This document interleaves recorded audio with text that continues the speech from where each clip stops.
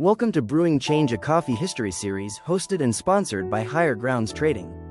From ancient Ethiopia to modern-day movements, coffee has always been more than a drink. It's been fuel for revolutions, a gathering place for ideas, and a bridge connecting people across the world.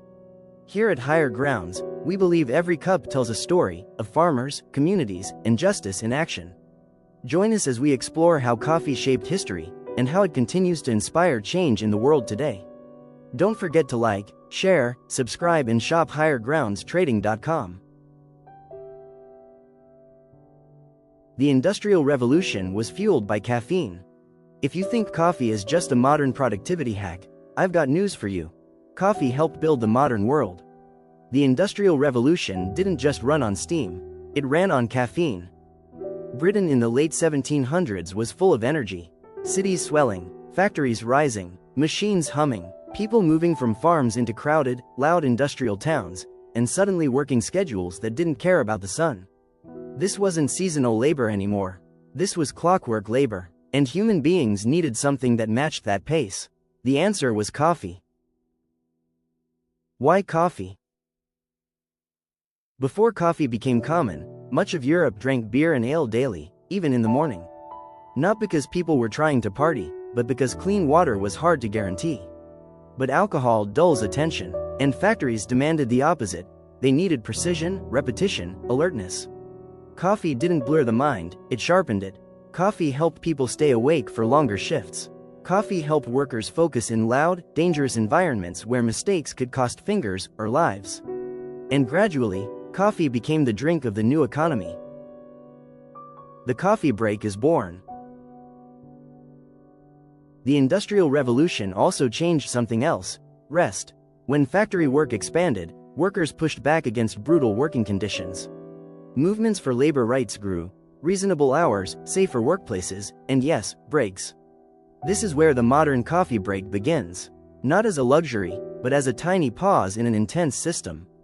Employers started realizing that giving workers short breaks, often with coffee, improved productivity, reduced accidents, and boosted morale. So even rest became industrialized, measured, scheduled, timed, and coffee became the symbol of that moment, a reset button for the human body. Coffeehouses, commerce, and the modern economy. It wasn't just factory workers drinking coffee. Industrialization also meant rapid growth in business, banking, shipping, and trade. Coffeehouses became meeting rooms for merchants and investors, filled with contracts, new inventions, newspapers, and nervous energy. In these spaces, people didn't just drink coffee.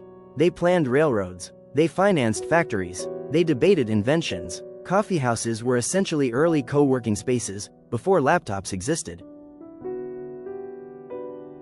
The dark side: coffee and colonialism. Now here's the part we can't skip. As coffee demand exploded in Europe and America, coffee production expanded across the world, and it isn't always ethical. Industrial capitalism didn't just build factories, it built empires. Coffee plantations grew in colonies and occupied lands, often using enslaved labor or exploitative systems that trapped farmers in debt and poverty.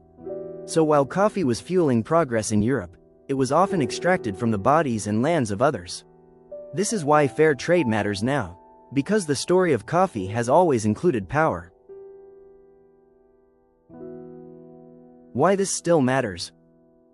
The Industrial Revolution turned coffee into fuel for production, but we believe coffee can fuel something better: community, justice, and sustainability. That means paying farmers fairly, building long-term partnerships, supporting cooperatives, investing in clean water, women's leadership, education, and ecological farming, protecting the land that makes coffee possible. Coffee is still global, it's still powerful, but now, we get to decide what it powers.